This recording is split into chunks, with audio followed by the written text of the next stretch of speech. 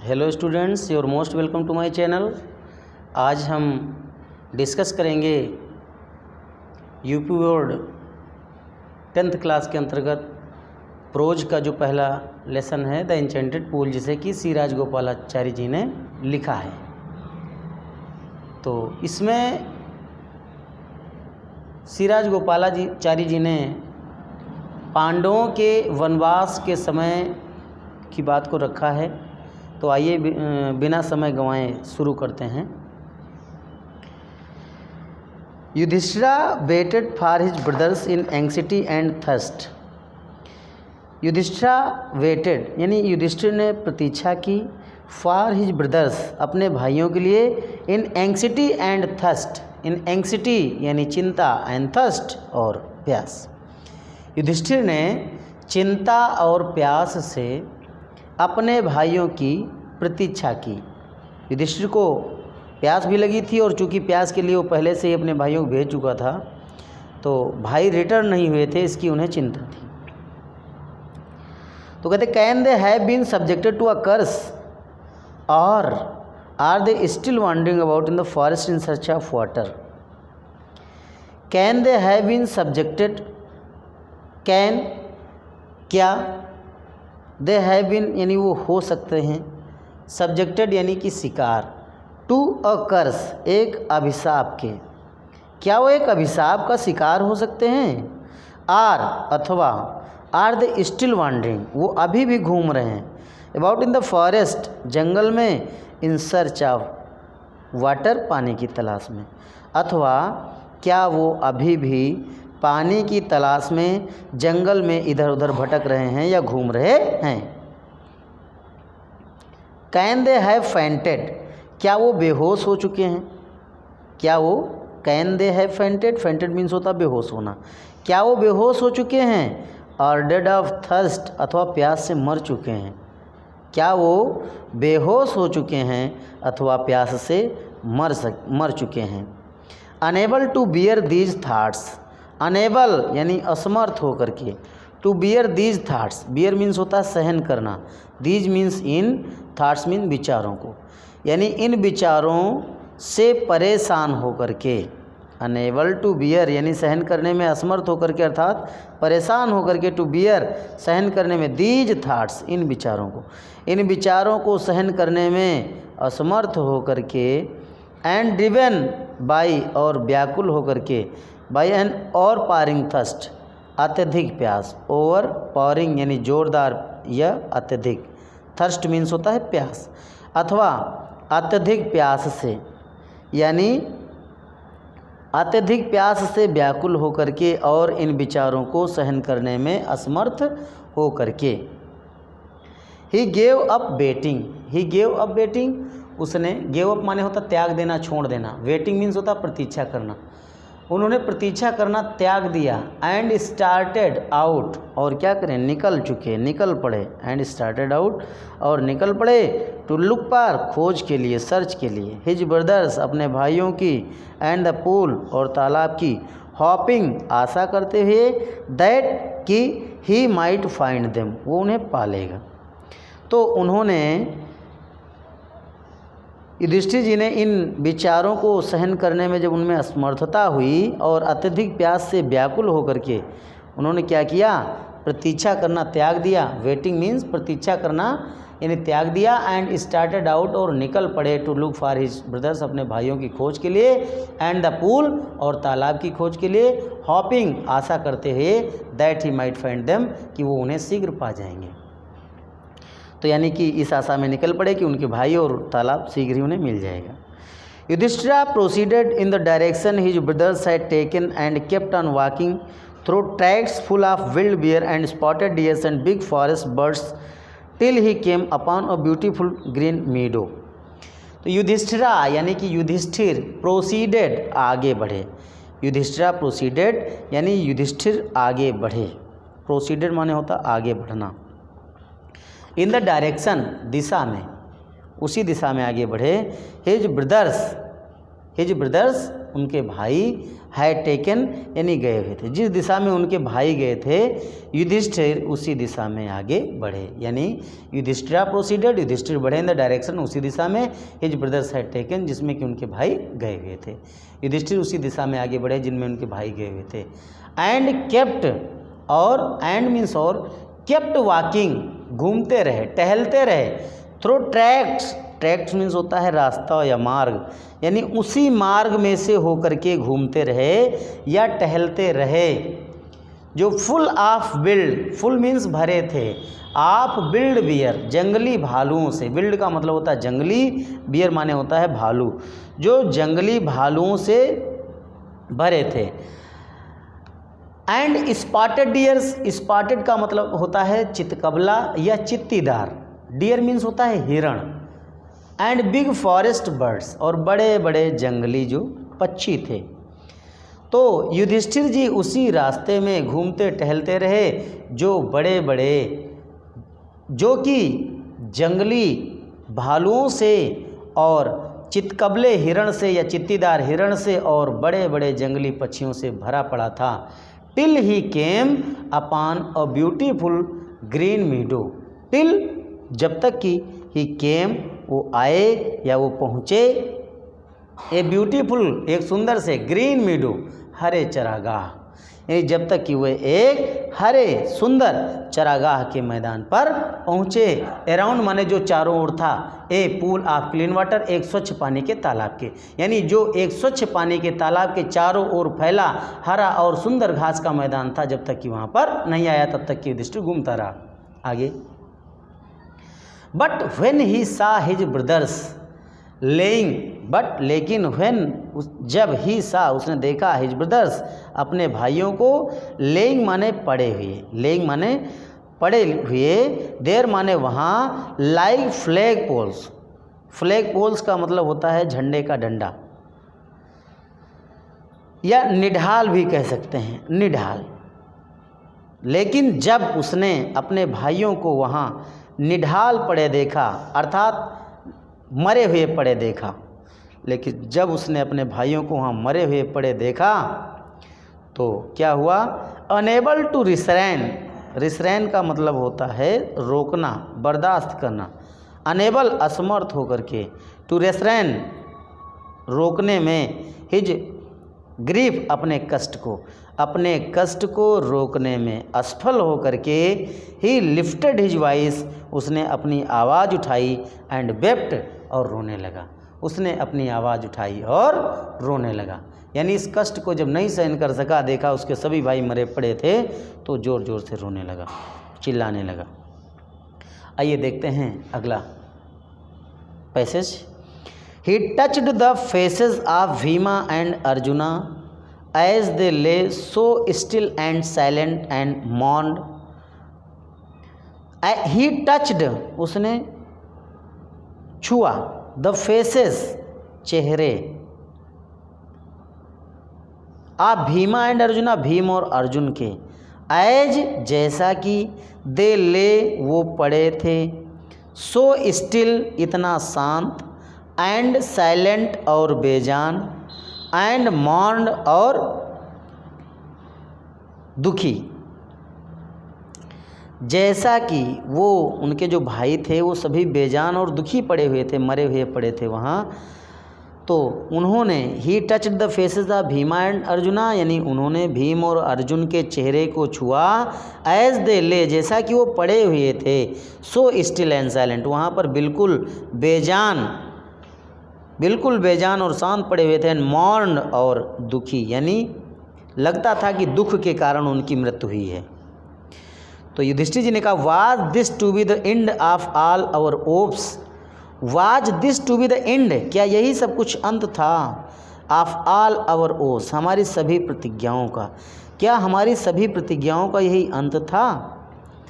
Just when ठीक तब, जब आवर एग्जाइल हमारा वनवास इज़ अबाउट टू एंड समाप्त होने वाला है, ठीक तब जबकि हमारा वनवास समाप्त होने वाला है, you have been taken away तो आपको हमसे ले लिया गया, even the gods have forsaken me in my misfortune, even the gods ईश्वर ने भी have forsaken me, have forsaken क्या किया है, फॉरसेकन माने होता है त्याग देना या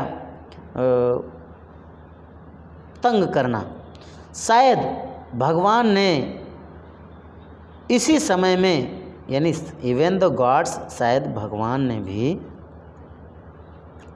यानी was this to be the end, क्या यही अंत था, ऑफ ऑल और ओस, हमारी सभी प्रतिज्ञाओं का, just when our exile is about to end, जब ठीक हमारा वनवास समाप्त होने वाला है, you have been taken away, आपको हमसे छीन लिया गया, इवन द गॉड्स, यद्यप देवताओं ने या भगवान ने भी, इवन द गॉड्स, शायद भगवान ने भी या देवताओं ने भी, हैव फॉरसेकन मी, मुझे छोड़ दिया है, इन माई मिसफॉर्च्यून, कब, मेरी विपत्ति में, मेरे दुर्भाग्य में।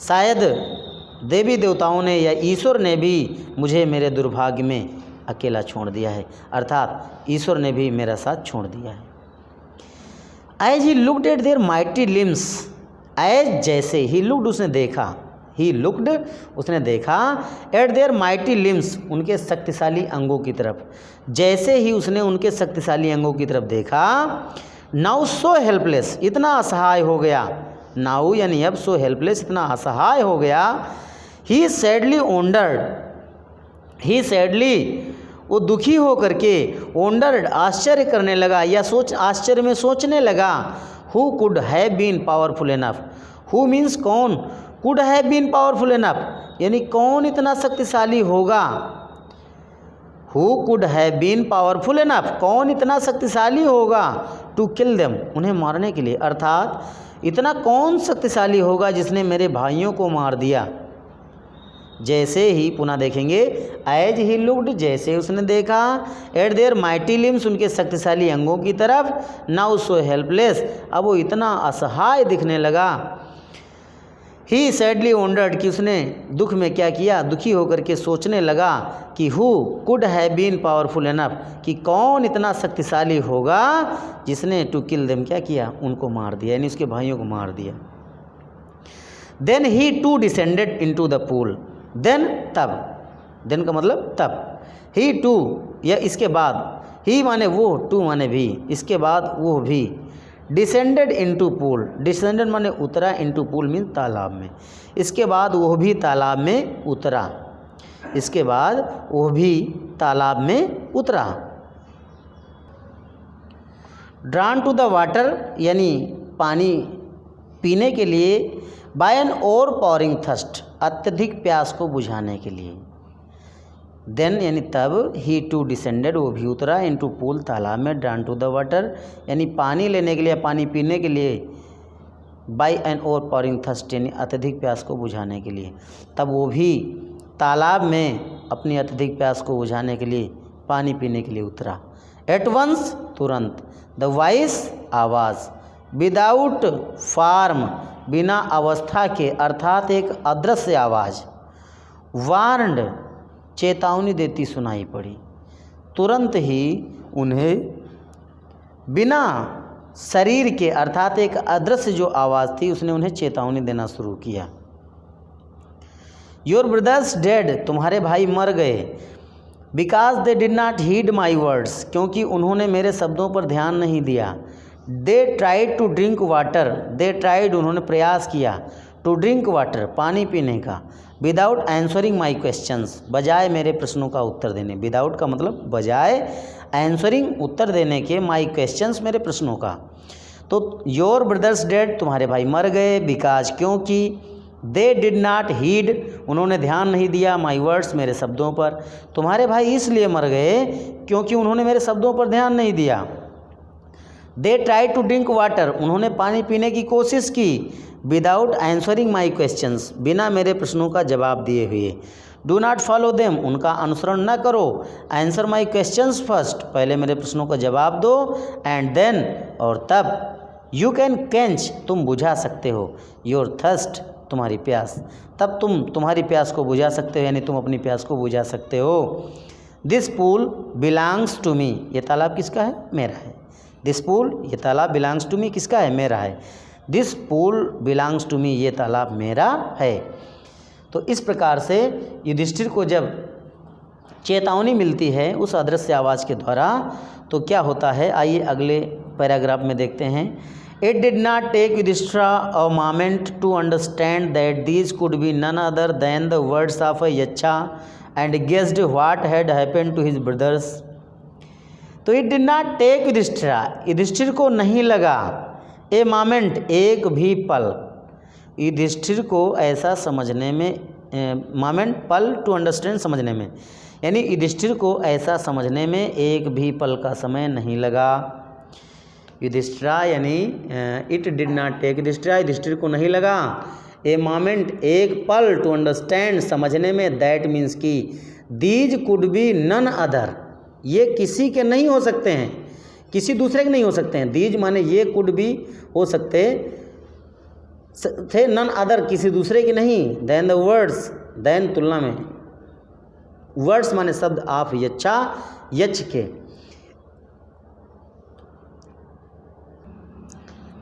यानी युधिष्ठिर को ऐसा समझने में एक भी पल का समय नहीं लगा कि ये शब्द किसी दूसरे के नहीं हो सकते हैं सिवाय, दैन यानी सिवाय द वर्ड्स ऑफ यच्छा यानी यच्छ के शब्द।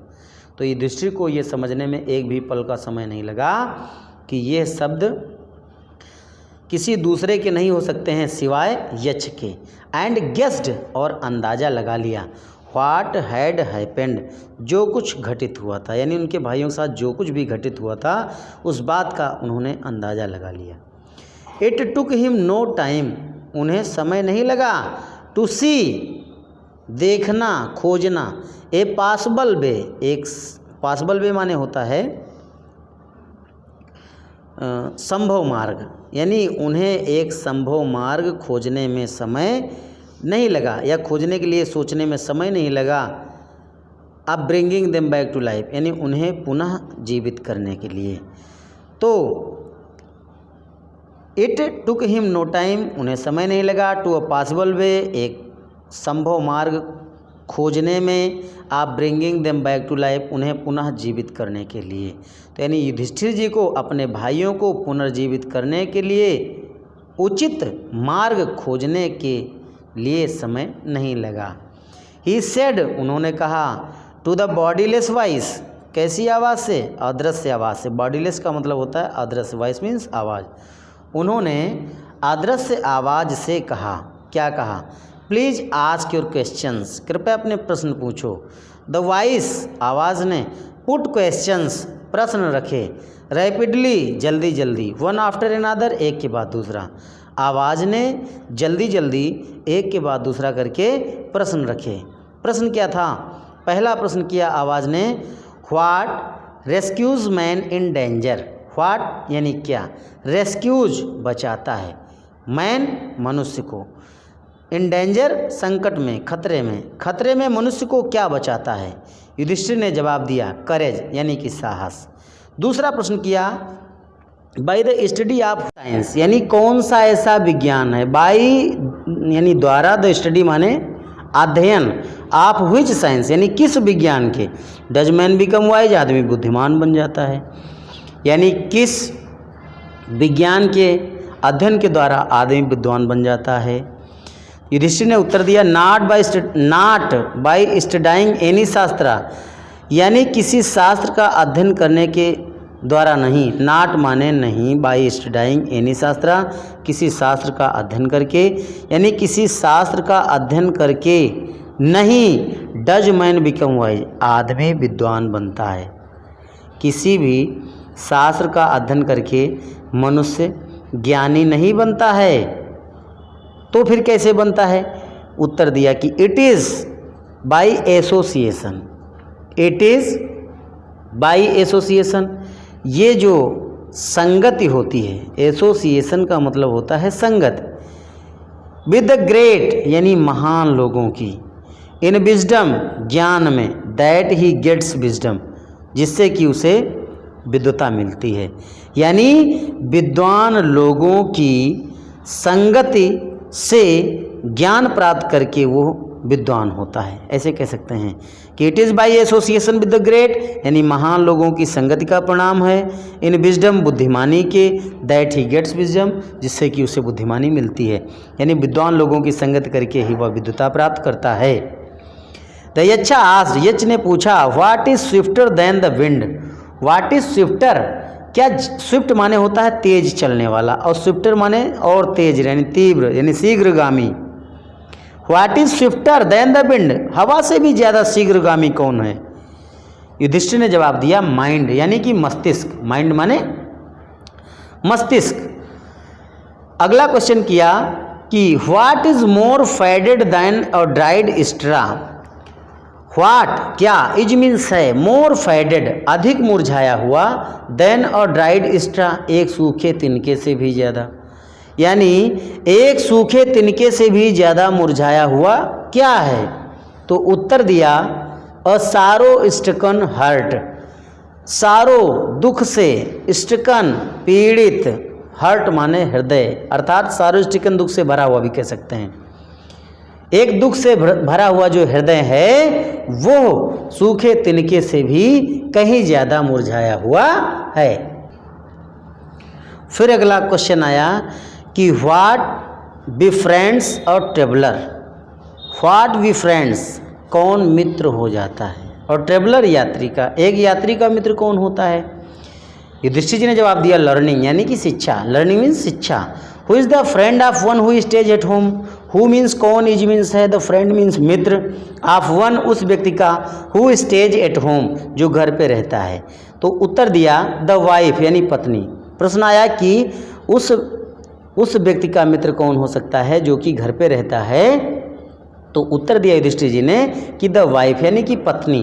फिर अगला प्रश्न आया, who accompanies a man in death, who कौन, एकम्पनीज का मतलब साथ देता है, ए मैन एक आदमी का, इन डेथ यानी मृत्यु के समय, मृत्यु के समय आदमी का साथ कौन देता है?